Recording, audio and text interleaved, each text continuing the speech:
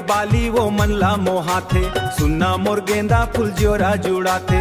तय हंस के कई था संगी बात ला बढ़ावे, कहे रहे ना मोला खिनवा लेवाबे। हाँ कहे रहे ना मोला खिनवा लेवाबे। बाली ओ खिनवा के बात ला छोड़ो जी, माया के डोरी ला कभू झन तो रोज वादा करे होते कबे निभावे। अखिया तरस के मोर कब मोले वाबे, अखिया तरस के मोर, अखिया तरस के मोर कब मोले वाबे। सोनार के दुकान ला मैं हाँ देखे सी, तोर बर सुघर खिनवा गढ़े सी। चमक ही कान में तो रूप खिल जाही, देख के तोर चेहरा कलेजवा जुड़ जाही। तै तो बस माया के रंग मा रंगाबे, कहे रहे ना मोला खिनवा लेवाबे। रंग मा रंगा के मोला झन तरसाओ जी, अक्का माया है त बारात लेके आओ जी।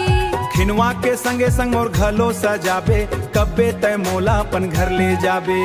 गाँव के मड़ई माँ दोनों झन जाबो, खिनवा पर पट्टी तोला देवाबो। सबो देखी तोला दाई दीदी मन, तै मोर संगवारी तै मोर जीवन। हाँ सांस के मोर ज्योरला चुराबे, कहे रे हुराबे, कहे रहे ना मोला खिनवा लेवाबे। मड़इयो मेला के कोट हसु घर है, तोर संग जिए के मोर घलो मन है।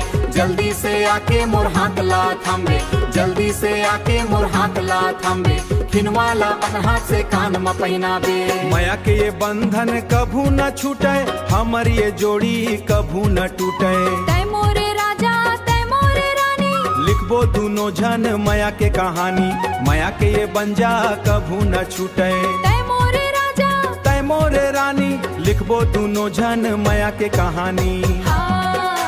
कहे रहे ना मोला कहे लेवाबे, अखिया तरस के मोर वाबे लेवाबे। हाँ अखिया तरस के मोर कब मोले वाबे। माया के बंधन कभू न छूटे, हमर ये जोड़ी कभू न टूटे।